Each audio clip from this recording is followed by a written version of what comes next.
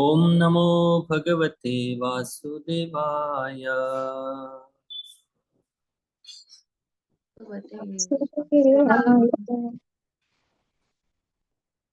ओम नमो भगवते वासुदेवाय।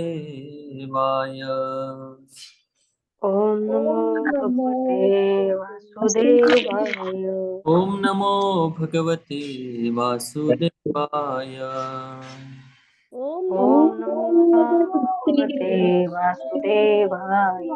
ओम अज्ञानतिमिरन्धस्य ज्ञानाञ्जनशलाकया चक्षुरोन्मिलितं श्रीगुरवे नमः। नमः ॐ विष्णुपादाय कृष्णपृष्ठाय भूतले श्रीमते भक्तिवेदान्त स्वामिनिति नामिने। नमस्ते सारस्वती देवे गौरवाणी प्रचारिणे निर्विशेष शून्यवादी पाश्चात्य देशतारिणे। वाञ्छाकल्पतरुभ्यश्च कृपा सिन्धुभ्येव च पतितानां पावनेभ्यो वैष्णवेभ्यो नमो नमः। जय श्री कृष्ण चैतन्य प्रभु नित्यानंद श्री अद्वैत गदाधर शिवासादि गौर भक्त वृंद।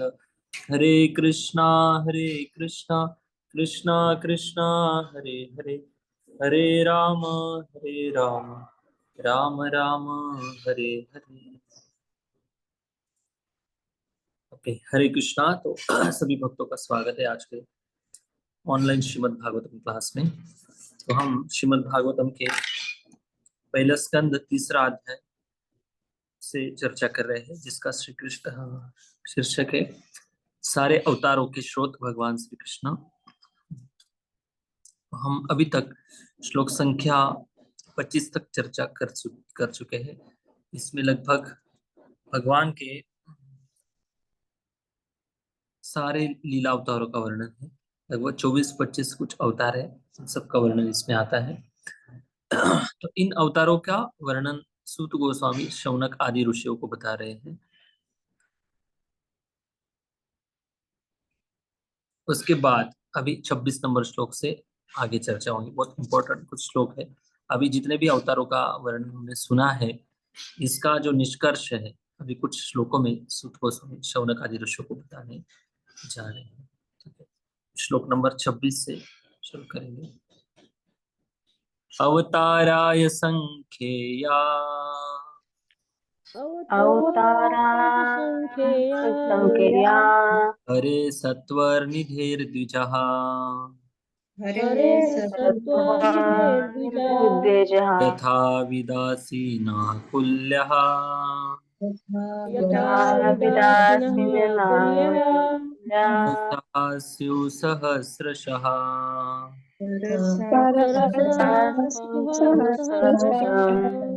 हे ब्राह्मणों, भगवान के अवतार उसी तरह असंख्य है जिस प्रकार अक्षय जल के स्रोत से निकलने वाले असंख्य झरने हैं।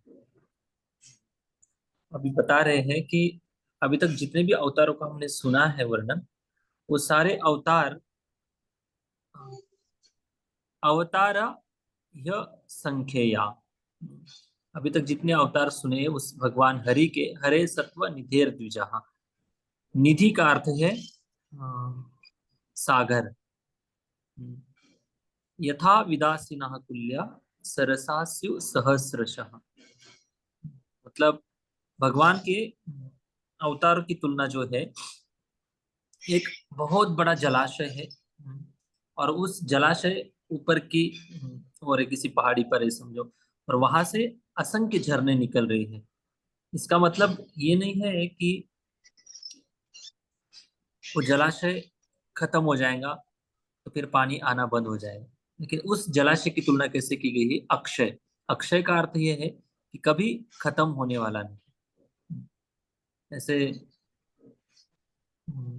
कुछ लोगों की मान्यता है जो प्राथमिक अवस्था में आध्यात्मिकता को जानते हैं, वो सोचते हैं कि जितने भी अवतार श्री कृष्ण से आ रहे हैं, समझो किसी भी भगवान से आ रहे हैं, तो अभी अवतार अगर कोई ले रहा है व्यक्ति, तो पहले उसकी तो शक्ति क्षीण हो गई होंगी, तभी तो वो अपने आप को प्रकट कर रहा है। ऐसा नहीं है।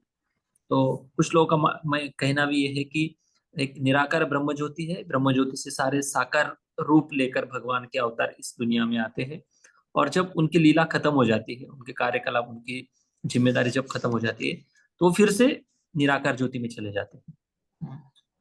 ऐसे लोगों की गलत मान्यता है।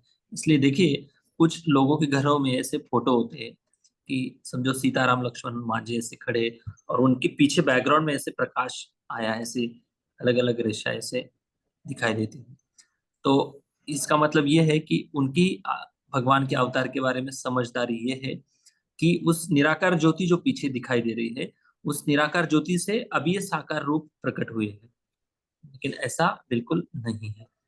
भगवान आध्यात्मिक जगत से, कैसे हमने अभी तक चर्चा की अवतारों की पूरी कर, पिछले कई लगभग 15-20 श्लोकों से ये चर्चा चल रही है कि कैसे भगवान ने अलग अलग अवतार लिए हैं, और सारे अवतार जो है भगवान विष्णु से आते हैं, जितने भी अवतार हैं। लेकिन भगवान विष्णु किन से आते हैं, ये अभी आगे के कुछ श्लोकों में हम देखेंगे। भगवान 3 जगह पर अवतार लेते, 3 इस पृथ्वी पर, देव, तिर्यंग, नर, आदिशु। भगवान देवताओं में अवतार लेते हैं, भगवान मनुष्यों में अवतार लेते हैं, या कभी कभी भगवान नर आदिशु मतलब तिरंग मतलब निम्न योनि जो है पशु पक्षियों में भी भगवान अवतार लेते हैं। तो ये भगवान की अवतार की लीला है। और कैसे भगवान सत्व शुद्धि की निधि है, निधि मतलब सागर। भगवान से अगर अलग अलग अवतार आ रहे हैं तो भगवान कभी अ, उनसे अक्षय रूप है भगवान का। इसका मतलब भगवान खत्म हो जाते हैं, ऐसा नहीं। भगवान हमेशा शाश्वत रहते हैं, इसलिए तो भगवान है। इसलिए भगवान के बारे में निधि का अर्थ ये सागर। 1 - 1 अगर करेंगे तो भौतिक दुनिया में 0 आता है, लेकिन 1 - 1 अगर करेंगे आध्यात्मिक दृष्टि से तो 1 ही रहेगा। तो ये भगवान का अवतार के बारे में बताया गया है।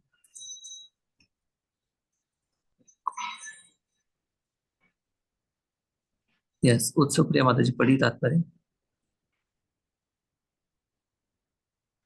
तात्पर्य, भगवान के अवतारों की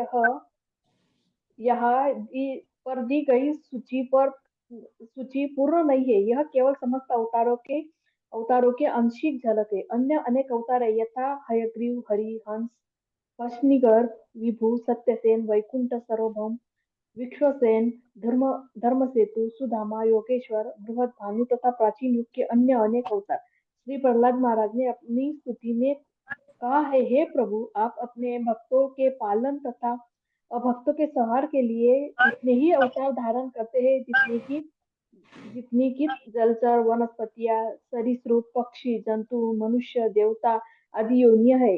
इस प्रकार आप विभिन्न युगों की आवश्यकता अनुसार स्वयं स्वयं अवतारित होते हैं। कलयुग में आप भक्त के वेश में अवतारित हुए हैं। कलयुग में भगवान का यह अवतार भगवान चैतन्य महाप्रभु के रूप में है। भागवत तथा अन्य शास्त्रों में ऐसे कई स्थल है जहाँ श्री चैतन्य महाप्रभु जी के रूप में भगवान के अवतार का स्पष्ट उल्लेख हुआ है। ब्रह्म संहिता में भी परोक्ष रूप में कहा गया है कि यद्यपि भगवान के अनेक अवतार हुए हैं, यथा राम, नृसिंह, वराह, मत्स्य, कूर्म आदि, लेकिन कभी कभी भगवान खुद अवतारित होते हैं। अतः भगवान कृष्ण तथा भगवान श्री चैतन्य महाप्रभु अवतार नहीं है, अपितु वे अन्य समस्त अवतारों के मूल उद्गम है। उनकी स्पष्ट व्याख्या अगले श्लोक में की गई है। इस तरह भगवान उन असंख्य अवतारों के अक्षय स्रोत है जिनका उल्लेख सदा ही किया जाता है, किंतु ऐसे अवतार विशिष्ट अलौकिक कार्यकलापों के कारण विख्यात होते हैं जो किसी सामान्य जीव द्वारा संपन्न नहीं हो सकते। भगवान के प्रत्यक्ष तथा अप्रत्यक्ष शक्तियां वेशित अवतारों की यह सामान्य पहचान है। ऐसे कुछ अवतार जिनका ऊपर उल्लेख हुआ है प्रायः पूर्णांश है। उदाहरणार्थ कुमारगण दिव्य ज्ञान से विभूषित थे, नारद भक्ति से आविष्ट थे, महाराज पृथु प्रशंसनीय कार्य की शक्ति से युक्त थे, मत्स्य अवतार प्रत्यक्ष पूर्णांश है। इस तरह समग्र ब्रह्मांडों में भगवान के असंख्य अवतार इसी तरह से निरंतर होते रहते हैं, जिस प्रकार जल प्रपातों से निरंतर जल बहता रहता है। हरे कृष्ण प्रभु जी, दंडवत प्रणाम। ओके, हरे कृष्ण। देखिए, तात्पर्य में श्रील प्रभुपाद जी बता रहे हैं कि भगवान अवतार असंख्य अवतार है, लेकिन कुछ ही अवतारों का इसमें वर्णन किया गया है। इसका मतलब भगवान इतने ही अवतार लेते ऐसा नहीं है। भगवान कितने कई सारे अवतार ले सकते हैं भगवान। उनमें उतनी क्षमता भी है, और जब जब समय आता है अवतार लेने का, तब भगवान अलग अलग अवतार लेते हैं। लेकिन यहाँ पर जो लिस्ट बताई गई है, सृष्टि के क्रम के अनुसार बताया गया है कि इस सृष्टि में जब क्रिएशन हुआ था, जब सृष्टि बनना प्रारंभ हुआ था, तब से अभी तक, जो अभी तक कलयुग चल रहा है, जितने भी अवतार हुए हैं, उन अवतारों का वर्णन अभी आ रहा है। ठीक है।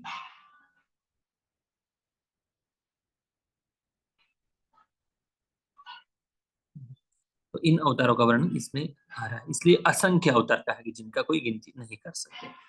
और श्री चैतन्य महाप्रभु के बारे में तात्पर्य में प्रभुपाद जी लिख रहे हैं कि चैतन्य महाप्रभु का इन अवतार की जो लिस्ट आई है, इसमें क्यों नाम नहीं आया है। कोई भी क्वेश्चन उठा सकता है, ऐसे क्यों है? अगर चैतन्य महाप्रभु इतने शक्तिशाली अवतार है, तो फिर क्यों नाम नहीं आया इसका? तो देखिए, अवतार का नाम, नाम की लिस्ट आ रही है यहाँ पर, लेकिन चैतन्य महाप्रभु ये अवतार नहीं है। चैतन्य महाप्रभु स्वयं अवतारी है, मतलब स्वयं श्री कृष्ण है। स्वयं श्री कृष्ण होने के कारण उनका नाम इस लिस्ट में नहीं आ रहा है। तो उनसे सारे अवतार निकल के आते हैं। तो अभी इसी लिस्ट में कृष्ण बलराम का भी नाम सुद गोस्वामी ने बता दिया। फिर वो सोच रहे कि सुद गोस्वामी सोच रहे कि अभी मैंने बता दिया कि कृष्ण बलराम भी अवतार की लिस्ट में आते हैं, क्योंकि अवतार के समान ही भांति वो कार्य करते हैं। उनका प्रयोजन क्या है, अगले श्लोक में हम देखेंगे कि, लेकिन वो उसको स्पष्टता देने के लिए और एक इंपॉर्टेंट श्लोक बोलेंगे, जिसके हम 28 नंबर श्लोक है, पहले 27 नंबर पढ़ लेंगे।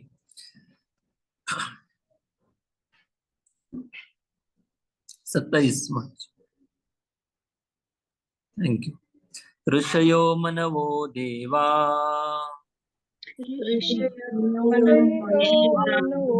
मनुपुत्रा महोजसा मनुपुत्रा महोजसा कला सर्वे हरेरेव कला सर्वे प्रजापतया स्मृतः। सारे ऋषि, मनु, देवता तथा विशेष रूप से शक्तिशाली मनु की संतानें भगवान के अंश या उन अंशों की कलाएं हैं, जिसमें प्रजापति गण भी सम्मिलित है। अब यहाँ पर बताया जा रहा है कि जितने भी ऋषि है, मनु है, देवता है तथा विशेष रूप से शक्तिशाली मनु की संतानें हैं, भगवान के अंश या उन अंशों की कलाएं हैं, इसमें प्रजापति गण भी सम्मिलित है। अभी देखिए, यहाँ पर जो अवतारों की जो कैटेगरी है वो बताई जाएंगी आगे जाकर। अच्छे से समझाऊंगा, थोड़ा सा कंफ्यूजन हो सकता है, इसका पहले परपट पढ़ लेंगे। तात्पर्य यह है कि जो अपेक्षातया कम शक्तिशाली होते हैं वे विभूति कहलाते हैं, और जो अधिक शक्तिशाली होते हैं वे आवेश अवतार कहलाते हैं। इसमें दो शब्दों का प्रयोग किया गया है, एक तो विभूति और दूसरा है आवेश। विभूति का मीनिंग है, विभूति मतलब भगवान की शक्ति के रूप में काम करने वाले जो लोग हैं। जैसे कोई कंपनी का ओनर, मालिक है समझो, और उस कंपनी में हर दिन प्रोडक्शन होते रहता है, तो क्या प्रत्यक्ष रूप से कोई वो मालिक कंपनी में जाता है हर दिन और पूरे 24 घंटे वहां पर रुकता है? नहीं रुकता है ना। फिर भी काम चलता है, प्रोडक्शन हो रहा है, सब कुछ अच्छे से चल रहा है। क्यों?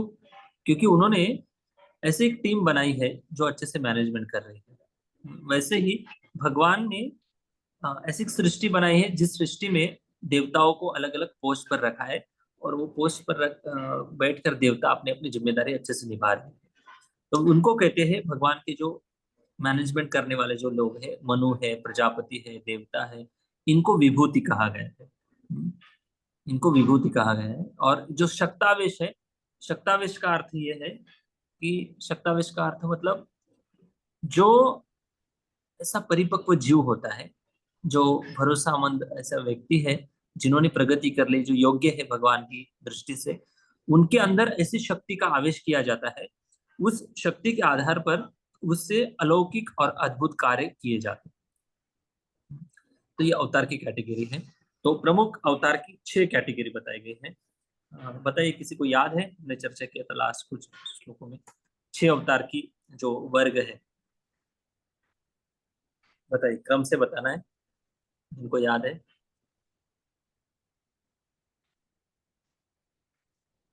क्रम से तो नहीं, इधर उधर तो बता सकते हैं, तो जी क्रम से पता नहीं। हाँ पुरुष बताइए, अवतार, हम्म पुरुष जितना अवतार, पुरुष लीला अवतार, अवतार, लीला अवतार, पुरुष अवतार, हाँ, मनवंतर अवतार, अवतार, एक गुण सेकंड, अवतार, अवतार, एक युग मिनट। शक्तावेश अवतार। अगर मैं पूछ रहा हूँ ना, किसी को एक को ही बोलना है सारे लोग बोलेंगे तो फिर मैं काउंट करते करते मेरे उंगलियां कम कम पड़ जाएंगी, इतने अवतार हो जाएंगे। हम्म एड्रेस करना है, जिनको भी बोलना है। कोई बात, एक दो भी याद रहेगा तो भी बोलो, शुरुआत तो करो। पुरुष अवतार प्रभु जी, हाँ, लीला अवतार, वाणी माता जी बोल रहे, पुरुष अवतार, लीला अवतार, लीला अवतार, गुण अवतार, 3 हो गए। मनवंतर अवतार, धन्वंतर अवतार, गुण अवतार, गुण अवतार हो गए ना भाई, और डबल डबल युग अवतार, युग अवतार 5 हो गए, और शक्तावेश अवतार। तो ऐसे कुल मिलाकर 6 अवतारों के प्रकार हैं। तो उसमें से अभी जो ये शक्तावेश अवतार है, शक्तावेश अवतार का मतलब ये होता है कि ऐसे विशिष्ट जीव के अंदर भगवान शक्ति प्रवेश कराते हैं, शक्ति डालते हैं, और वो जो शक्ति होती पूरी तरह से आध्यात्मिक होती। और जो शक्तावेश अवतार होते हैं वो भगवान नहीं होते हैं। समझ रहे हैं आप? इसका और स्पष्ट कर देंगे, स्पष्ट रूप से व्याख्या हो जाएगी 28 नंबर श्लोक में। शक्तावेश अवतार में जो भी अवतार है शक्तावेश, वो भगवान नहीं होते हैं। ठीक है? क्यों भगवान नहीं होते हैं? देखिए, बताइए, शक्तावेश अवतार के एक दो उदाहरण बताइए, किसी को याद है? व्यास देव जी, राजदेव जी, और नारद मुनि, नारद मुनि। हाँ, नारद मुनि। हाँ। तो ये जितने भी अवतार हैं भक्त के रूप में आकर ऐसे विशेष अद्भुत कार्य करते हैं, जो भगवान के समान काम कर जाते हैं, कार्य कर जाते हैं। हाँ, तो इनके अंदर भगवान की ही शक्ति आवेश होकर भगवान जैसा काम कर जाते हैं। इसका मतलब वो भगवान बन गए ऐसा नहीं है। तो भगवान के कौन से अवतार है, इसके बारे में अगले श्लोक में हम विस्तारित चर्चा करेंगे। ठीक है? ओके, 28 नंबर श्लोक बहुत इंपॉर्टेंट और फेमस श्लोक है।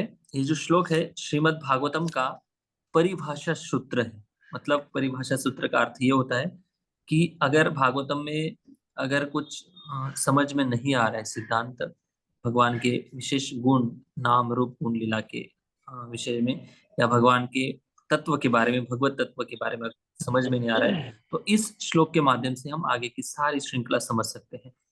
तो श्लोक बहुत सुंदर है और बड़ा रोचक श्लोक है। इसमें ही सारे श्रीमद् भागवतम का जो दृष्टिकोण है भरा हुआ है। मतलब पूरे भागवतम को अगर पढ़ना है तो इस श्लोक की दृष्टि ध्यान में रखते हुए पूरा भागवतम पढ़ लेना है, तो कभी भटकेंगे नहीं। तो ये जो श्लोक है बहुत सुंदर श्लोक है। पहले श्लोक पढ़ लेंगे, फिर मैं आपको एक उदाहरण समझाऊंगा। एते चांस कला पुंसः एते कृष्णस्तु भगवान् स्वयं कृष्ण इन्द्रारी व्याकुलं लोकम्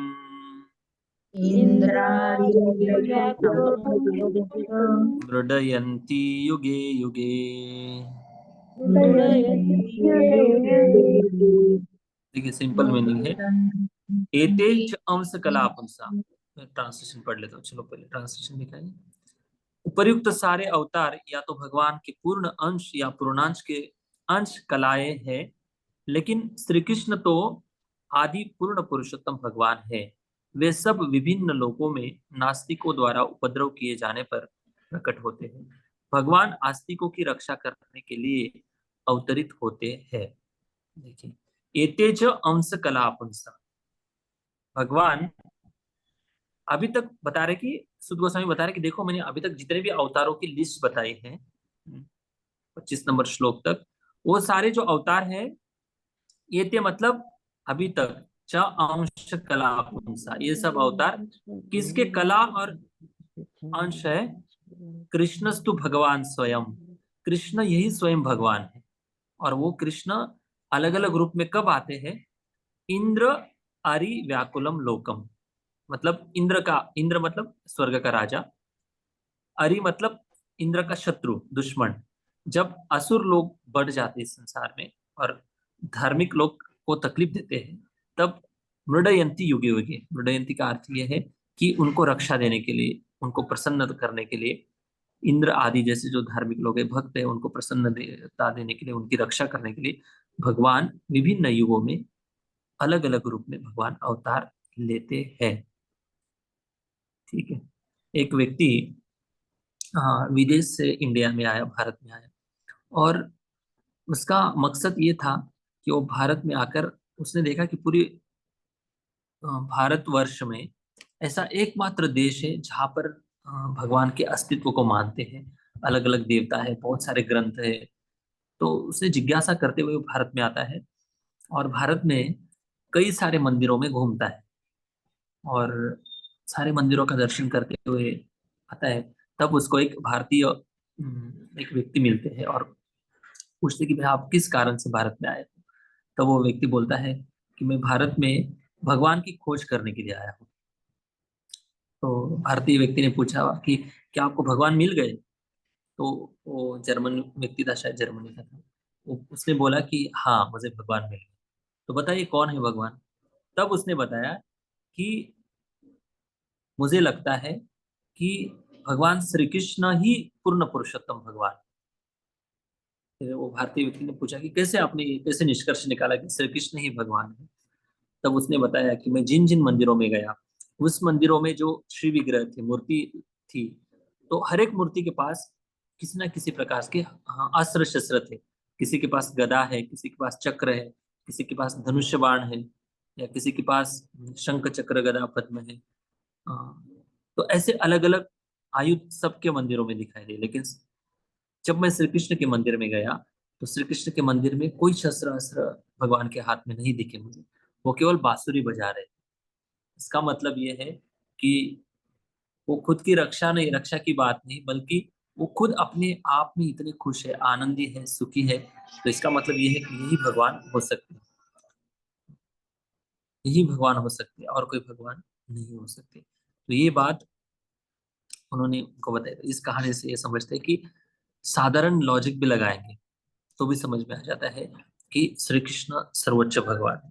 इसका मतलब ऐसा नहीं है कि हम लोग इस्कॉन वाले हैं और हम श्री कृष्ण की पूजा करते हैं इसलिए श्री कृष्ण से ही सारे अवतार आते हैं, ये हमारा कहना है। बिल्कुल नहीं, ऐसा नहीं है। भागवतम जो बताता है वही हम बताते हैं, बाकी और कुछ मनगढ़ंत बातें नहीं बताते। अक्सर अभी तक शायद आप में से कई लोगों की ऐसी धारणा होगी कि सारे अवतार नारायण से आते हैं, सारे अवतार भगवान नारायण से आते हैं। मुझे कुछ दिन पहले रथ यात्रा की कुछ एक दिन दो दिन पहले एक पुरी के कुछ एक दो लोग मिले थे, आए थे वो। और जब वो किचन में आकर हमारे जगन्नाथ जी का दर्शन किया उन्होंने, तब वो बोलने लगे कि क्या प्रभु जी आपने ऐसा क्यों कर दिया? मैंने बोला हमने क्या किया? वो बोले कि अ, हमारे जगन्नाथ जी को आपने किचन में क्यों रख दिया है? मैंने बोला किचन में बहुत कुछ खाने के लिए मिलता है इसलिए किचन में रख दिया हमने, वहां पर रोज भगवान को भोग लगाया जाता है। तो वो बोलने लगे कि देखो जगन्नाथ के ऊपर तो हम प्रेम करते हैं, जगन्नाथ जी को तो हम बहुत मानते हैं, लेकिन जगन्नाथ जी भी स्वयं अवतार ये नहीं है, क्या बोलते हैं, स्वयं भगवान नहीं। वो बोलते हैं कि नारायण से ही जगन्नाथ जी आए हैं, नारायण ही सर्वोत्कृष्ट सर्वोत्कृष्ट है, नारायण से ही सब कुछ आए। मैंने बोला ऐसा नहीं है। फिर मैंने उनको समझाया ऐसे नहीं होता है कि जगन्नाथ जी मतलब नारायण से नहीं आए हैं, जगन्नाथ जी ये स्वयं कृष्ण है। जगन्नाथ जी ये स्वयं कृष्ण है, ये नारायण से आए नहीं है, स्वयं कृष्ण। तब फिर उनसे बातचीत हुई कि हाँ, फिर उनको मैंने लीला बताई, जगन्नाथ अष्टकम के एक दो श्लोक बताए। तब उनको समझ में आया कि हाँ गुंडीचा मंदिर क्या होता है, ये सब। तो वो बोलते कि नहीं नहीं, ये सब पुरी में सारे रिचुअल्स मनाते हैं कि वो रसगुल्ला दिखाते हैं, लक्ष्मी माता ही नाराज हो जाती है वो। मैंने बोला रिचुअल नाम ही मत ही बोलो आप। आप जगन्नाथपुरी को पुरी के हो, इसको रिचुअल नहीं बोल सकते आप, ये रीति रिवाज नहीं है, ये सीधी भगवान की लीला है, प्रत्यक्ष लीला है। तो देखिए, कहने का मतलब ये कि अक्सर इस संसार में जब तक शास्त्र नहीं पढ़ेंगे और अच्छे से नहीं समझेंगे, तब तक भगवान के बारे में हम अधिकृत जानकारी हमें नहीं मिलती।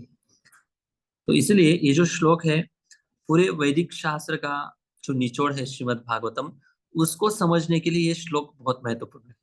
क्योंकि आगे जाकर अभी जो अवतारों की लिस्ट बताई है, इन अवतारों के बारे में व्यासदेव जी बहुत विस्तार से हर एक अवतार की लीला लिखते हैं। तो वो जब लीला पढ़ेंगे, सुनेंगे, समझेंगे, तो याद रखना है कि ये सारी लीला जो है, किन से आए हुए अवतार है, ये सारे भगवान श्री कृष्ण से आए हुए। ठीक है, भगवान श्री कृष्ण से अवतार आए हैं। तो अभी हम इसमें समझेंगे कि इस अभी तक जितने भी उन्होंने अवतार का वर्णन किया, इसका जो कंक्लूजन है, ये बता रहे हैं कि सारे अवतारों के स्रोत भगवान श्री कृष्ण है, मतलब भगवान श्री कृष्ण से ही सारे अवतार आते हैं। तो अभी इसमें स्वांश और जो जो अवतार है, अभी तक जो शब्द सुना हमने, स्वांश का अर्थ ये है कि भगवान के ही स्व अंश, शब्दों में थोड़ा विस्तार कर लेंगे। स्वांश का अर्थ है कि भगवान से निकले हुए जितने भी अवतार हैं। तो हमने क्या, कौन कौन से अवतार देखे, जितने भी अवतार है, जो सारे पुरुष अवतार देखे, लीला अवतार देखा, तो ये सारे अवतार भगवान के ही द्वारा निकले हुए अवतार है। तो इनको सीधा सीधा विष्णु तत्व भी बोला जा सकता है। मतलब विष्णु, इनको विष्णु भगवान, हरे कृष्ण, भगवान विष्णु से वो कम नहीं है, भगवान से ही आए हुए अंश है। लेकिन कब भगवान कौन सा रूप लेते हैं, जब जितनी शक्ति की जरूरत है उतनी ही शक्ति लेकर भगवान अपने शक्ति को इस लीला के माध्यम से प्रदर्शित करते हैं। तो ये भगवान का हो गया सांश अवतार। सांश का मतलब ये है कि भगवान विष्णु से निकले हुए जितने भी विष्णु तत्व है। तो बताइए विष्णु तत्व में कौन कौन से आ सकते हैं, बताइए, अभी तक हमने सुना है, कोई बता सकता है विष्णु तत्व में कौन कौन आ सकते हैं? तो नरसिंह अवतार, वराह अवतार, मत्स्य अवतार, कूर्म अवतार, और यस, बताती हूँ। वेरी गुड, इतने सारे अवतारों के बाद उसने वर्णन किया, थैंक यू। तो ये सारे अवतार विष्णु तत्व में आते हैं। और शक्ताविश अवतार में कौन आते हैं, ऋतु महाराज आते हैं, नारद मुनि आते हैं, व्यास देव जी आते हैं, परशुराम जी आते हैं। ये जो शक्ताविश अवतार है, ये शक्ताविश अवतार जीवात्मा होते हैं, भगवान नहीं हो सकते। क्या समझ पा रहे हैं इस सिद्धांत को, इस बात को समझ पा रहे हो? हाँ, जो शक्ताविश अवतार होते हैं, शक्ताविश अवतार एक जीव होते हैं, और जीव के अंदर ऐसी भगवान आध्यात्मिक शक्ति, आवेश, इस शब्द में ही मीनिंग है। देखो, शक्ति, आवेश, आवेश का मतलब, एक देखो सिंपल उदाहरण इस दुनिया का मैं समझाता हूँ। किसी के अंदर भूत का आवेश हो जाता है, मतलब भूत प्रवेश कर जाता है किसी के शरीर में, तो वो कैसे व्यवहार करने लगता है, जो भूत का स्वभाव है वैसे व्यवहार करने लगता है ना? क्यों? क्योंकि उसकी शक्ति कम हो जाती है और भूत की शक्ति ज्यादा हो जाती है। ये उदाहरण इतना अच्छा नहीं, फिर भी समझने के लिए थोड़ा समझ लो कि कैसे भूत आवेश होकर वो व्यक्ति भूत के समान व्यवहार करने लगता है। वैसे ही भगवान की शक्ति ऐसे कोई शुद्ध जीव के अंदर जब आवेश करती है, प्रवेश करती है, तो वो भगवान के समान कार्य करके चला जाता है। इसको कहते हैं शक्त आवेश अवतार। ठीक है, सौंश और शक्तावेश, इन दो शब्दों का यहाँ पर हमने स्पष्टीकरण देखा।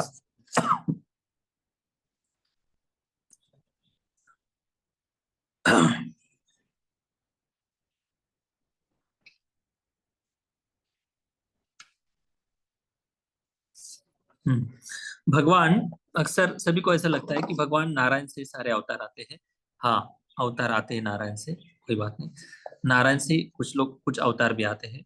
और जब भगवान श्री कृष्ण आते हैं इस संसार में, श्री कृष्ण नारायण से नहीं आते, श्री कृष्ण सीधे भगवान अपने धाम से इस संसार में आते हैं। इसलिए हर एक अवतार की एक मर्यादा है, हर एक अवतार के अंदर एक मर्यादा है। विष्णु तत्व जितने भी अवतार है भगवान के, उन विष्णु तत्वों में कितने गुण पाए जाते हैं, कोई बता सकता है? ज्यादा से ज्यादा 60 गुण पाए जाते हैं विष्णु तत्व। 60 से अधिक गुण नहीं आते भगवान विष्णु तत्व में। तो भगवान श्री कृष्ण में पूरे 64 कला गुण प्रदर्शित करते हैं भगवान श्री कृष्ण जब आते हैं। इसका हमने पहले वर्णन सुन लिया था कि जो लीला माधुरी, रूप माधुरी, भक्त माधुरी और रूप माधुरी, ये जो भगवान की जो 4 मधुरता है, ये मधुरता भगवान अधिक रूप से प्रकाशित करते हैं जो अन्य अवतारों में नहीं दिखाई देती है। तो श्री कृष्ण जो है, इसलिए इस भगवान श्री कृष्ण को प्रभुपाद जी ने कृष्ण बुक लिखा है, उसके फ्रंट पेज पर प्रभुपाद जी लिखते हैं कि पूर्ण पुरुषोत्तम भगवान श्री कृष्ण, ऐसे लिखते हैं। क्यों ऐसा लिखते हैं? क्योंकि भगवान श्री कृष्ण अखिल रसामृत मूर्ति है, अखिल रसामृत सिंधु है, सारे रसों से आदान प्रदान करने की क्षमता उनके अंदर है। इसलिए श्री कृष्ण जब आते हैं तो पूर्ण अवतार के रूप में उनकी मान्यता है, मतलब सारे रसों का वो आदान प्रदान करते हैं। ऐसे लगता है कि बालक की भांति व्यवहार कर रहे श्री कृष्ण, ऐसा नहीं है। देखो अभी इन अवतारों का जितना वर्णन सुन लिया हमने, अभी 9वें स्कंद तक अलग अलग स्कंदों में इनका विस्तारित वर्णन होगा, लेकिन जो भगवान श्री कृष्ण है उनका 10वें स्कंद में बहुत विस्तारित वर्णन होता है। लगभग 50 श्लोकों में इनका वर्णन होता है भगवान श्री कृष्ण का। तो जब भगवान श्री कृष्ण वृंदावन में थे तो वृंदावन में उन्होंने और वृंदावन के बाहर भी उन्होंने कई जगह पर अपने विश्व रूप दर्शन देकर भक्तों को अचंभित कर दिया। ऐसे लगता है कि श्री कृष्ण मतलब एक बालक के समान है, ऐसा नहीं है। हाँ, यशोदा मैया को विश्व रूप दिखाया, दुर्योधन को विश्व रूप दिखाया, अर्जुन को विश्व रूप दिखाया, यशोदा मैया को और एक बार विश्व रूप दिखाया, 4 बार तो विश्व रूप दिखा दिया, और एक विश्व रूप दिखाया था। उत्तंग नाम के एक ऋषि थे, उनको एक विश्व रूप दिखाया था, महाभारत में इसका वर्णन आता है। तो 5 बार भगवान श्री कृष्ण ने विश्व रूप दिखाया था। तो ये भगवान की लीला है। यशोदा मैया को 2 बार दिखाया था, एक बार शायद यशोदा मैया अपने बच्चे का, श्री कृष्ण का, जब दांत आते हैं ना उसको देखते हुए जब मुंह खोलती है तब विश्व रूप दिखता है। दूसरा, जब बलराम जी श्री कृष्ण की शिकायत करते कि श्री कृष्ण ने मिट्टी खाई, तब यशोदा मैया मुंह खोलने के लिए बोलती है श्री कृष्ण को। जब मुंह खोलते हैं तो सच में मिट्टी खाई होती है, और जब खोलते हैं मुंह तो उसमें भगवान यशोदा मैया को विश्व रूप दिखाते हैं। तो ये भगवान की भगवत्ता का एक प्रमाण है। दूसरा, ब्रह्म विमोहन लीला में देखते हैं हम। ब्रह्म विमोहन लीला जब हुई थी तब सारे जितने भी ब्रह्मा जी को आश्चर्यचकित तब हुआ जब उन्होंने देखा कि जितने भी गोप बालक है, जितने भी बछड़े हैं, ये सारे विष्णु तत्व है, स्वयं विष्णु तत्व है। तब जाकर ब्रह्मा जी सोचते कि भाई मैं रोज सुबह उठकर ब्रह्म मुहूर्त में उठकर उन भगवान श्री कृष्ण की आरती उतारता हूँ, उनको भोग चढ़ाता हूँ, और वही भगवान आज गोप बालक के रूप में यहाँ पर गाय चरा रहे हैं। तब ब्रह्मा जी को बहुत शर्मिंदा होते ब्रह्मा जी फिर झुक जाते, दंडवत करते श्री कृष्ण को, और उनके अपराध का शोधन करते, अपराध की क्षमा मांगते। तो ऐसे भगवान ने कई जगह पर अपने आपको भगवत्ता को प्रदर्शित किया है। और एक अवतारों के बारे में एक क्वेश्चन हमेशा होता है कि श्री कृष्ण बाद में आए हैं और राम पहले आए हैं, इसका मतलब राम ही सुप्रीम भगवान है और राम से ही श्री कृष्ण आए हैं, ये गलत धारणा है। तो ये सारे जितने भी प्रश्न आते हैं, क्यों आते पता है? इन्होंने अच्छे से शास्त्र पढ़ा नहीं है और अच्छे से समझा नहीं इन लोगों ने। तो ऐसा कभी नहीं होता है कि अवतार कौन से भी पहले आने, कोई बात नहीं, अवतार कौन से भी अवतार जब जब जैसा जैसा समय आता है उसके हिसाब से अवतारों की आवश्यकता होती है, वैसे भगवान अवतार लेते हैं। लेकिन श्री कृष्ण ब्रह्मा जी के दिन में द्वापर युग में 7वें मनवंतर के द्वापर युग में आते हैं, इसका भी वर्णन है। तो भगवान श्री कृष्ण का जो अद्भुत रूप है, इस अद्भुत रूप की जो महिमा है पूरे श्रीमद् भागवतम में वर्णित है। तो इसलिए कुछ लोग कहते हैं कि आप लोग श्री कृष्ण के, राधा कृष्ण के रूप के उपासक हो, भक्त हो, फिर अन्य अवतारों की पूजा क्यों करते हो? नरसिंह भगवान की जयंती मनाते हो, वराह भगवान के बारे में मनाते हो, राम अवतार के बारे में रामनवमी मनाते हो, ऐसे अलग अलग अवतारों के बारे में क्यों चर्चा करते हो?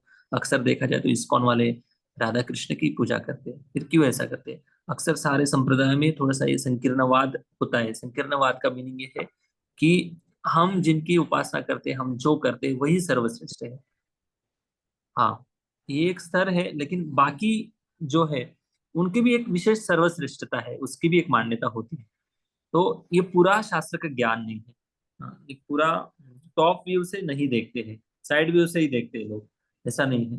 तो टॉप व्यू से देखना मतलब ये है कि हर एक की एक स्तर है, उस स्तर के अनुसार हर एक अवतार को, देवी देवताओं को अपने अपने पद के अनुसार सम्मान देना जरूरी होता है। अभी हम इसलिए मनाते हैं बाकी अवतारों की लीला की जो चर्चा है, उत्सव है, फेस्टिवल इसलिए मनाते हैं कि श्री कृष्ण यही पूर्ण पुरुषोत्तम भगवान है और इनको ही हमें प्राप्त करना है। आराध्य भगवान ब्रजेश तनया तद्धाम वृंदावनम, वृंदावन यही उनका धाम है। और वृंदावन धाम में उन्होंने उनकी जो आराधना है, उनकी जो पूजा है, गोपियों ने हमें सिखाई है। चैतन्य महाप्रभु प्रमाण देते, तो गोपियों के भाव से हमें भक्ति करनी है, महाप्रभु ने हमें सिखाया है। इसका मतलब ये है कि हम इस भाव से रामनवमी मनाते हैं, इस भाव से नरसिंह जयंती मनाते हैं, इस भाव से वराह अवतार की जयंती मनाते हैं कि वही प्रभु श्री कृष्ण ही अलग अलग रूप और अलग अलग रूप में आकर भगवान अद्भुत कर्मणा इतनी सुंदर सुंदर लीला करते हैं कि उनकी लीला सुनने से जीवात्मा का कल्याण हो जाता है। इसलिए इसलिए हम बाकी अवतारों का उत्सव मनाते हैं। ठीक है, जैसे एक उदाहरण से समझते हैं। समझो आप किसी के घर में कुत्ता शायद नहीं होगा, अगर जिनके भी घर में कुत्ता है आपने अनुभव किया होगा कि कुत्ता कैसे वफादार होता है मालिक के प्रति। मालिक कभी कभी ऑफिस के ड्रेस में आता है, तो मालिक के सामने कुत्ता जाता है, पूंछ हिलाता है, उनकी सेवा करता है, उनको चाटता है। हाँ, वही मालिक जब घर में आ जाता है तो नाइट ड्रेस पहन लेता है, तभी कुत्ता मालिक को पहचान लेता है। हाँ, तो अलग अलग वस्त्र भले बदल लेता है मालिक, लेकिन कुत्ता अपने मालिक को पहचान लेता है। पहचानता है कि नहीं? हाँ, तो वैसे ही हम भगवान के सेवक हैं और सेवक होने के नाते हमें शास्त्र के बारे में पूरी स्पष्टता होनी चाहिए कि श्री कृष्ण ही अलग अलग रूप में अवतार लेते हैं। और इन अवतारों का वर्णन, इन अवतारों का गुणगान हम इसलिए करते हैं क्योंकि हमारे जो प्राण प्रिय प्रभु है वही श्री कृष्ण अलग अलग रूप में प्रकट हुए हैं और अलग अलग लीला कर रहे हैं। तो ये भी भगवान की लीला है। ठीक है, तो इसलिए इस पूर्ण पुरुषोत्तम जो भगवान है वही सारे अवतारों के स्रोत है। ये बात इस श्लोक में सुद गोस्वामी बता रहे हैं। ठीक है, इसलिए इस श्लोक को परिभाषा सूत्र कहा गया है। मतलब इस श्लोक को ध्यान में रखते हुए पूरा भागवतम पढ़ो, पूरी स्पष्टता से भागवतम पढ़ लेंगे। ठीक है, हरे कृष्ण। तात्पर्य तात्पर्य, इस विशिष्ट श्लोक में भगवान श्री कृष्ण को अन्य अवतारों से पृथक किया गया है। उनकी उनकी गणना अवतारों में की जाती है क्योंकि अहेतु की कृपावश वे अपने दिव्य धाम से अवतरित होते हैं। अवतार का अर्थ होता है कि नीचे उतरने वाला। भगवान के सारे अवतार जिसमें स्वयं भगवान सम्मिलित है, विशेष उद्देश्यों की पूर्ति के लिए भौतिक जगत के विभिन्न लोगों में तथा विभिन्न योनियों में अवतरित होते हैं। कभी वे स्वयं आते हैं और कभी उनके अलग अलग पूर्णांश यानी अंश या अंशांश कला या फिर उनके द्वारा प्रत्यक्ष अथवा अप्रत्यक्ष रूप से आवेशित अंश इस भौतिक जगत में विशिष्ट कार्यों को संपन्न करने के लिए अवतरित होते हैं। भगवान मूल रूप से समस्त ऐश्वर्य, सौंदर्य, यश, ऐश्वर्य, सामर्थ्य, यश, सौंदर्य, ज्ञान तथा वैराग्य से पूर्ण होते हैं। जब ये पूर्णांश या अंशांशों द्वारा अंशतः प्रकट होते हैं तो यह समझना चाहिए कि उन विशिष्ट कार्यों के लिए उनकी विशिष्ट शक्तियों के प्राकट्य की आवश्यकता होती है। जब कमरे में बिजली के छोटे छोटे लट्टू जलते हैं तो इसका अर्थ यह नहीं होता कि बिजली घर घर केवल इन्हीं लट्टुओं तक सीमित है। उसी बिजली घर से भारी क्षमता वाले बड़े बड़े औद्योगिक डायनेमो चलाए जा सकते हैं। इसी प्रकार भगवान के अवतार सीमित शक्ति को ही प्रदर्शित करते हैं क्योंकि इस समय उतनी ही शक्ति की आवश्यकता होती है। उदाहरणार्थ हरे कृष्णा। देखिए, तात्पर्य में प्रभुपाद जी बहुत सुंदर उदाहरण से समझा रहे हैं कि स्क्रॉल डाउन करो थोड़ा ऊपर। हाँ, एक उदाहरण से समझा रहे हैं कि समझो बिजली को घर को क्या बोलते, पावर हाउस। हाँ, उसमें अगर घर में हम छोटा सा लाइट जला रहे हैं, क्यों छोटा लाइट लगा रहे हैं? क्योंकि उस घर में उतनी प्रकाश की आवश्यकता है। ज्यादा बहुत बड़ा हैलोजन लगा देंगे तो जरूरी नहीं इतना लाइट लगाने, छोटा सा ही कुछ वैट का लगाते हैं। तो वैसे ही इसका मतलब ये नहीं है कि वो पावर हाउस में क्षमता नहीं है। पावर हाउस में इतनी क्षमता है कि बड़ी बड़ी इंडस्ट्री जो है, औद्योगिक जो डायनेमो चलाए जा सकते हैं, इतनी क्षमता उस पावर हाउस में होती है। तो वैसे ही भगवान श्री कृष्ण के जितने भी अवतार है उनके अंदर सारी क्षमता है, लेकिन सारी क्षमता जब प्रकट करेंगे जब जितनी जरूरत होती है। समझो अभी भगवान नरसिंह देव ने अवतार लिया और हिरण्यकश्यप के सामने नरसिंह देव बांसुरी बजा सकते हैं या नहीं बजा सकते? बजा सकते हैं, लेकिन मतलब ही नहीं बांसुरी बजा के बांसुरी बजाने का टाइम ही नहीं हो बांसुरी बजाने के लिए वृंदावन में गोपियों के साथ बांसुरी बजाएंगे श्री कृष्ण। वैसे ही है, जो जो अवतार में जो मतलब जैसे जिस समय जितनी जरूरत है उतनी शक्ति प्रकट होती करते भगवान, फिर वो अवतार की लीला खत्म करके फिर से भगवान अपनी लीला खत्म करके आध्यात्मिक जगत में चले जाते हैं। यस, नेक्स्ट तात्पर्य है। उदाहरणार्थ भगवान परशुराम ने विरोधी क्षत्रियों को 21 बार संहार करके तथा भगवान नृसिंह ने अत्यंत शक्तिशाली नास्तिक हिरण्यकशिपु को मार करके असामान्य ऐश्वर्य का प्रदर्शन किया। हिरण्यकशिपु इतना शक्तिशाली था कि उसके मोहे टेढ़ी करने से ही कांपने लगते थे। उच्च लोगों की देवता आयु, सौंदर्य, संपत्ति, साज सामग्री तथा अन्य मामलों में यहाँ के धनी से धनी मनुष्य से बढ़ चढ़कर होते हैं, तो भी वे सब हिरण्यकशिपु से भयभीत थे। इस प्रकार हम कल्पना कर सकते हैं कि इस भौतिक जगत में हिरण्यकशिपु कितना शक्तिशाली था, किंतु भगवान नृसिंह ने अपने नाखूनों से इस हिरण्यकशिपु के भी खंड खंड कर दिए। इसका अर्थ यह हुआ कि भौतिक दृष्टि से चाहे कितना भी बलशाली क्यों न हो, वह भगवान के नाखूनों की शक्ति का सामना नहीं कर सकता। इसी प्रकार जामदग्नि ने समस्त अवज्ञाकारी राजाओं को अपने राज्यों में जाकर मारने की दैवी शक्ति दिखलाई। भगवान के शक्तावेश अवतार नारद तथा पूर्णांश अवतार वराह तथा अप्रत्यक्ष आवेश अवतार भगवान बुद्ध ने जन समूहों में श्रद्धा उत्पन्न की। राम तथा धन्वंतरी अवतारों ने उनकी ख्याति का तथा बलराम, मोहिनी एवं वामन ने उनके सौंदर्य का प्रदर्शन किया। दत्तात्रेय, मत्स्य कुमार तथा कपिल ने उनके दिव्य ज्ञान का प्रदर्शित किया। नर तथा नारायण ऋषियों ने उनके त्याग का प्रदर्शन किया। इस प्रकार भगवान के समस्त अवतारों ने प्रत्यक्ष या अप्रत्यक्ष रूप से विभिन्न लक्षणों का प्रदर्शन किया। लेकिन यदि भगवान कृष्ण ने भगवान के संपूर्ण लक्षण प्रकट किए, इस प्रकार उनकी पुष्टि होती है कि वे अन्य समस्त अवतारों के उद्गम है। और उनका सबसे असामान्य लक्षण तो वह था जिसमें उन्होंने गोपियों के साथ अपनी लीलाओं के रूप में अपनी अंतरंग शक्ति का प्रदर्शन किया। गोपियों के साथ उनकी लीलाएं उनके दिव्य अस्तित्व, आनंद तथा ज्ञान की स्थिति को प्रकट करने वाली है। यद्यपि ये ऊपर से प्रणय काम जैसे लगती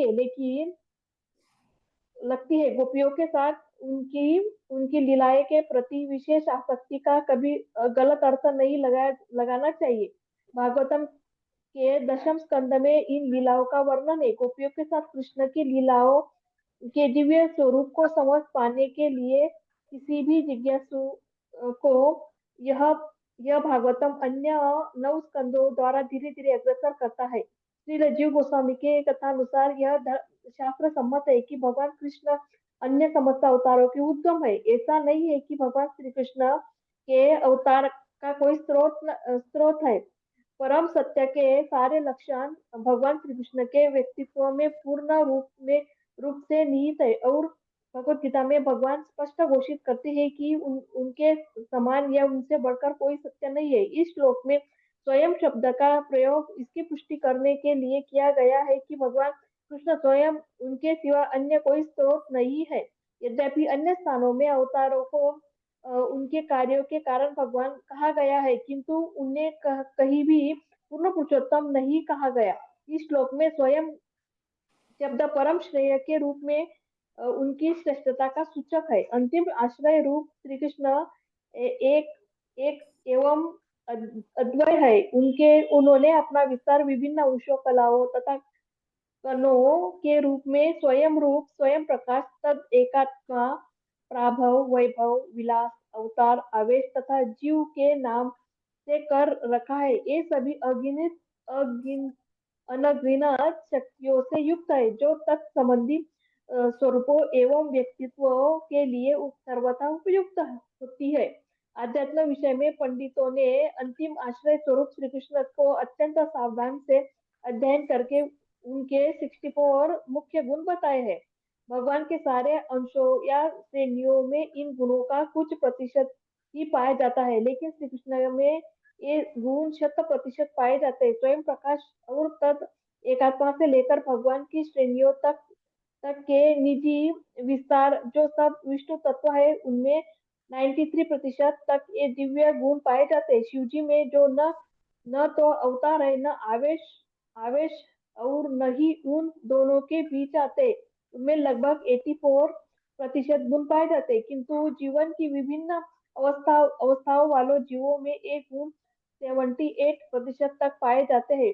ऐसे भौतिक जगत की बद्धावस्था में जीव में यह गुण बहुत थोड़ी मात्रा में पाए जाते हैं, और पवित्र जीवों में इनकी मात्रा भिन्न हो सकती है। जीवों के सर्वाधिक पूर्ण जीव ब्रह्मा है, जो एक ब्रह्मांड के अधिष्ठाता है। उनमें 78% तक के एक गुण पूर्ण मात्रा में पाए जाते हैं। अन्य देवताओं में इन गुणों की मात्रा कम हो जाती है, और मनुष्य में तो अत्यल्प मात्रा पाई जाती है। मनुष्य जीवन की पूर्णता का मानदंड यह है कि वह इन गुणों को 78% तक पूर्ण मात्रा में बढ़ाए। जीव में कभी भी शिव, विष्णु या भगवान कृष्ण के समान गुण नहीं आ सकते। कोई भी जीव 78% गुणों को पूर्ण रूप से विकसित कर दिव्यता को प्राप्त कर सकता है, पर वह कभी भी शिव, विष्णु या कृष्ण नहीं बन सकता। हाँ, कालक्रम में वह ब्रह्मा बन सकता है। वे दैवी जीव जो आध्यात्मिक आकाश के ग्रहों के निवासी होते हैं, वे हरिधाम तथा महीधाम जैसे विभिन्न आध्यात्मिक ग्रहों में भगवान के सनातन साथी होते हैं। सभी धर्मों के ऊपर कृष्ण का धाम है, जो श्री कृष्ण लोक या गोलोक वृंदावन कहलाता है। जो जीव अपने में 78% गुण पूर्ण मात्रा में विकसित कर लेता है, वह इस भौतिक शरीर को त्यागने के पश्चात कृष्ण लोक जाने का भागी बन जाता है। हरे कृष्ण प्रभु जी, दंडवत प्रणाम। Okay, thank you. Hare Krishna. तात्पर्य में दो बातें थोड़ी समझाने जैसी। एक तो है स्वांश, प्राभव, प्रकाश, विलास, तत्, एकात्मा, ये जो अलग अलग शब्द है ना, इनका इसको समझना मतलब ये है कि इसको पहले तो बोर्ड चाहिए, उसके ऊपर अच्छे से समझा सकता हूँ। कभी ऑफलाइन क्लास होगा तब समझा दूंगा। बहुत टेक्निकल बात है ये कि हर एक शब्दों में इसका मीनिंग क्या है। पहली बात तो उस शब्द का मीनिंग क्या है, और उस शब्दों की कैटेगरी में कौन से अवतार आते हैं, पूरे चार्ट के साथ बता दूंगा कभी। बहुत थोड़ा सा टेक्निकल टॉपिक है, लेकिन देखेंगे कभी। दूसरी बात, एक गुणों की बात करें प्रभुपाद जी, कि गुण जो होते हैं कैसे, वो जो परसेंटेज बताए गए हैं गुणों की, उतने गुण विकसित जब जीवात्मा के अंदर होगी तब वो भगवान धाम जाता है। भगवान के अंदर इतने गुण हैं, फिर उसके नीचे विष्णु तत्व में इतने गुण पाए जाते हैं। तो हम प्रभुपाद जी उसी को 64 को लेकर ही प्रभुपाद जी उसको उसका क्या बोलते हैं, उसको परसेंटेज वाइज बता रहे हैं कि इस इतने गुण आ सकते हैं। तो हम समझने के लिए सिंपल है, 64 गुण श्री कृष्ण में होते हैं, विष्णु तत्व में 60 गुण होते हैं। भगवान विष्णु विष्णु तत्व में सारे अवतारों में 60 गुण होते हैं। फिर शिव जी में कुछ कितने होते हैं, किसी को याद है? 55, 54, हाँ 84, 58। ठीक है, जो भी है। तो इतने जो गुण है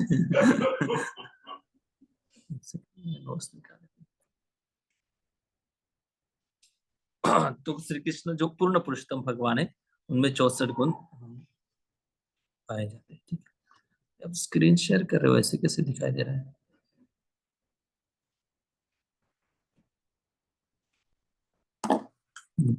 लास्ट वाला श्लोक अभी अवतार श्रृंखला का जो फलश्रुति है 29 नंबर श्लोक में बताया जा रहा है।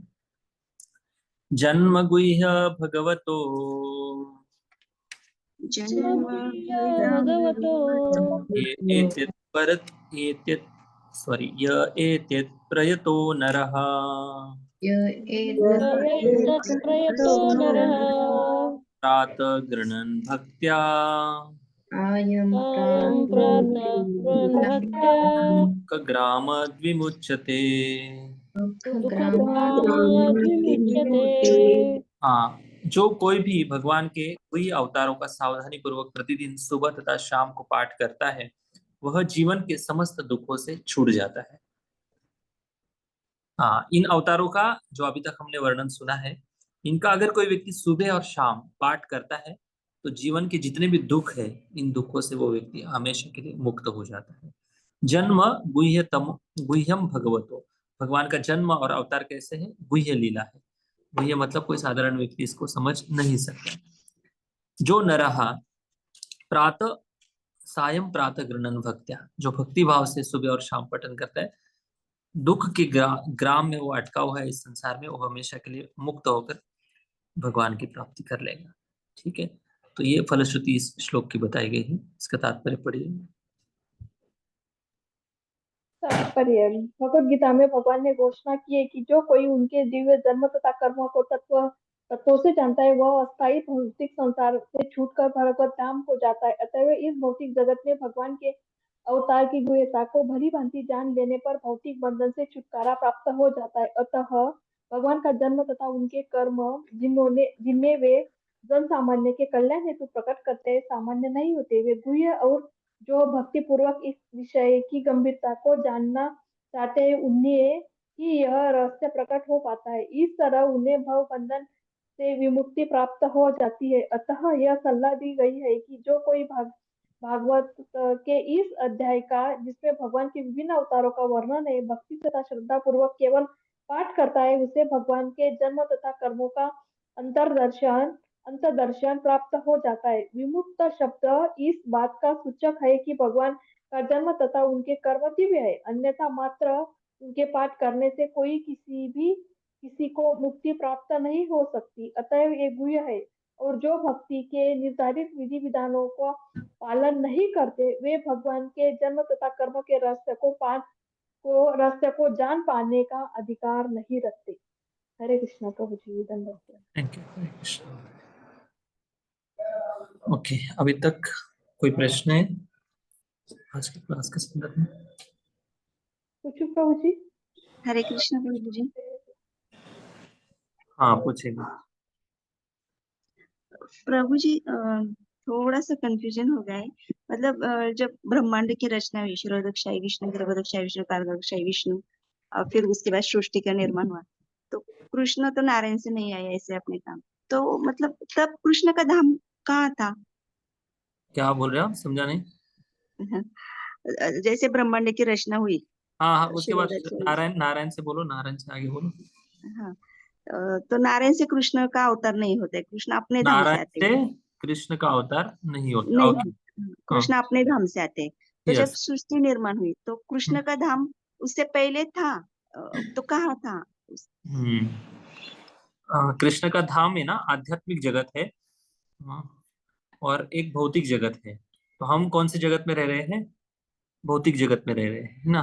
तो भौतिक जगत हमेशा प्रकट अप्रकट होते रहता है, व्यक्त और अव्यक्त ऐसे होते रहते हैं, मतलब प्रलय होते रहते हैं, कभी सृष्टि होती रहती है। लेकिन आध्यात्मिक जगत उसके परे है। आध्यात्मिक जगत में मतलब कभी प्रलय नहीं होता है, वो शाश्वत स्वरूप में आध्यात्मिक जगत रहता है। ठीक है, वहां पर कृष्ण लोक में, गोलोक वृंदावन में भगवान निवास करते हैं। प्रभु जी इसमें जो जमदग्नि परशुराम जी के लिए यूज हुआ है ना? हाँ हाँ, निकली ठीक। तात्पर्य में प्रोपा जी लिखते हैं ना वो। हाँ, yes। और हाँ, दिशा बल बहुत।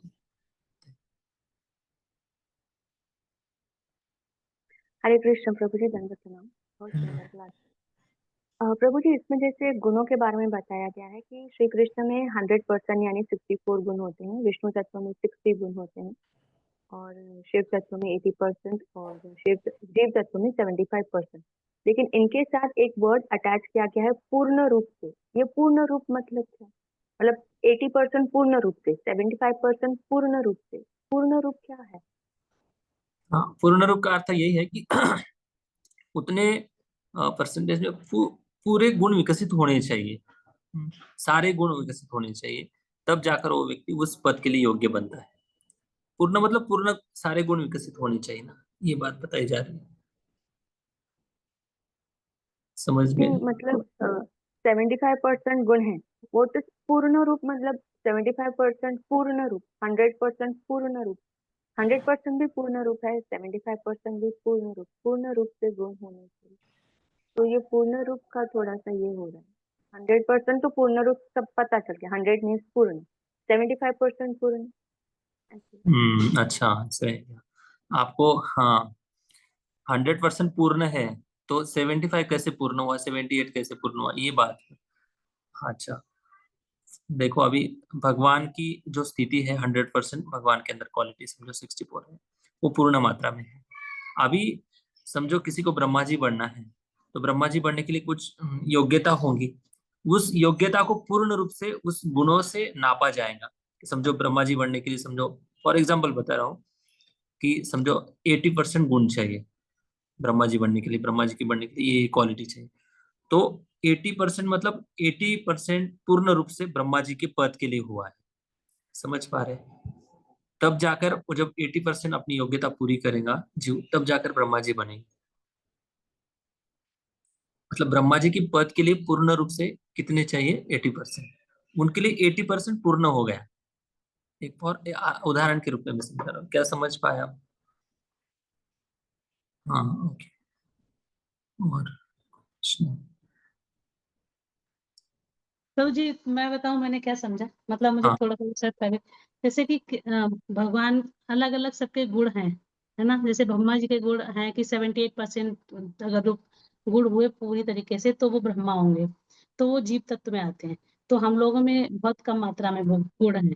अगर जो हम वो 78% गुण विकसित करते हैं तो हम ब्रह्मा बन सकते हैं। मतलब ब्रह्मा जी के जो है वो टोटल गुण जो है वो 78% है, तो वो मतलब अगर 78% गुण होते हैं तो वो 100% है। यस, हाँ, उनके लिए वो 100% हम्म।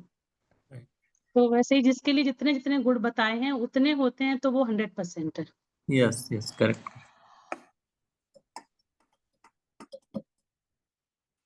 हरे कृष्णा प्रभु जी। प्रभु हाँ जी, जी। जो जो अपने में 78% गुण मात्रा पूर्ण विकसित कर लेता है तो उस शरीर त्यागने के बाद पश्चात कृष्ण लोक जाने का भागी बनता है। प्रभु जी, तो फिर कितने जन्म लग जाएंगे ना कि हम लोग यहीं पे ही रहेंगे ना भौतिक जगत में, कि कहाँ अलग अलग योनि में भटक रहे हैं। फिर कब नंबर आएगा ना गोलोक वृंदावन जाने का? 78% मतलब तो बहुत ज्यादा हो गए ना, कि सर तो देव ब्रह्मा जी शिव जी उनके कैटेगरी में तो नहीं आ सकते, लेकिन उनके लेवल का तो गुण मैच करना पड़ेगा ना प्रभु जी। हम्म। तो तो कैसे जाएंगे गोलोक वृंदावन? देखो क्या है, हमें भक्ति करनी है, अच्छे से भक्ति करेंगे तो जब भगवान प्रसन्न हो जाएंगे हमारी भक्ति भाव से, हमारी सेवा से, हमारी साधना से, तब ये गुण कैसे कितने बढ़ जाएंगे हमें हम देख भी नहीं पाएंगे। उन गुणों के प्रति देखने के लिए मतलब याद भी नहीं रहेगा कि मेरे अंदर कितने गुण है या नहीं। और जो बाहर है वो समझेंगे कि जब इतने गुण आ जाएंगे तब वो भगवत धाम चला जाएगा। लेकिन जिनके अंदर भक्ति आ जाती है, जिनके अंदर भक्ति में उन्नति कर लेता है वो व्यक्ति, वो गुण नहीं देखता है बल्कि अपने आप को पतित मानता है, अपने आप को दुर्गुणी मानता है। कृष्णदास कविराज गोस्वामी लिखते हैं कि मैं इतना पतित हूँ, इतना पतित हूँ कि मेरा नाम भी ग्रंथ में नहीं आना चाहिए। मेरा नाम नहीं आना चाहिए ग्रंथ में, हालांकि वो महाप्रभु की लीला लिख रहे हैं। तो बात गुणों की हो रही है यहाँ पर। जो बाहर है ना वो कैटेगरी कर रहे कि इतने गुण इतने गुण इतने गुण, लेकिन जो ऑलरेडी उन्नत हो गया है भक्त, वो अपने आप को दुर्गुणी मानता है। भक्ति विनोद ठाकुर क्या लिखते हैं, हमारा जीवन सदा पापे नाहिक पुण्य रलेश। तो अपने आप को पतित मानना ये कितनी बड़ी, गुणवान व्यक्ति ये अपने आप में दोष देख रहा है। तो ये भक्ति की ऊंची लेवल है। तो हमें उस गुणों पर ध्यान नहीं देना कि मैंने इतने गुण पास कर लिए, फिर मैं एक एक्सेल शीट बनाता हूँ उसमें टिक टिक करते जाऊंगा, इतने गुण बनाए इतने गुण। वो गुण अपने आप आते रहेंगे। फोकस हमें अनर्थ निवृत्ति पर ध्यान रखना है, लेकिन अर्थ प्रवृत्ति पर ज्यादा ध्यान काम करना है। अर्थ प्रवृत्ति का अर्थ है कि भक्ति में कैसे हम उन्नति कर सकते हैं, ज्यादा नाम जप कैसे कर सकते हैं, सावधानी से कैसे हम भक्ति में आगे बढ़ना है, इसके ऊपर ज्यादा ध्यान देना है। गुण अपने आप बढ़ते जाएंगे। भगवान की भक्ति की महिमा है, और भक्ति ही सबसे बड़ा गुण है। बहुत ज्यादा गुण है लेकिन भक्ति नहीं, मतलब क्या है? गुण मतलब ये क्वालिटी उसके अंदर, जो भगवत गीता में भागवतम में बताई गई भक्तों की क्वालिटी है, वो सारी क्वालिटी। ठीक है। जी प्रभु जी, थैंक यू प्रभु जी। हरे कृष्णा प्रभू जी. हाँ कुछ हरे कृष्णा प्रभू, धन्यवाद. दुर्योधनाला कधी दाखवलं होतं विश्वरूप? हाँ दुर्योधनाला विश्वरूप दर्शन कधी दाखवलं होतं? अच्छा, माता जी का क्वेश्चन है कि दुर्योधन का कब विश्वरूप दिखाया था? विश्वरूप जब दुर्योधन के पास भगवान श्री कृष्ण शांति दूत बनकर गए थे कि भाई युद्ध नहीं हुआ तो नहीं करेंगे तो अच्छा रहेगा, कि बहुत सारा नुकसान होने वाला है, तो समझ लो। लेकिन दुर्योधन मानने के लिए तैयार नहीं था। तो तब भगवान अपनी भगवत्ता दिखाने के लिए जाते हैं, और तब भी दुर्योधन नहीं मानता है। तब भगवान दुर्योधन के सामने बहुत बड़ा उनके महल में ही विश्वरूप दिखा देते। लेकिन दुर्योधन मानता नहीं। दुर्योधन बोलता है कि श्री कृष्ण एक मायावी पुरुष है, इसको पकड़ लो, बांध के रख दो अंदर। इस प्रकार से अपने सेवकों को बोलता है। तो इस प्रसंग में भगवान ने दुर्योधन को विश्वरूप दिखाया था। ठीक है। हरे कृष्णा प्रभू जी, धन्यवाद. ग्रंथराज श्रीमद् भागवत महापुराण की जय। श्रील प्रभुपाद की जय।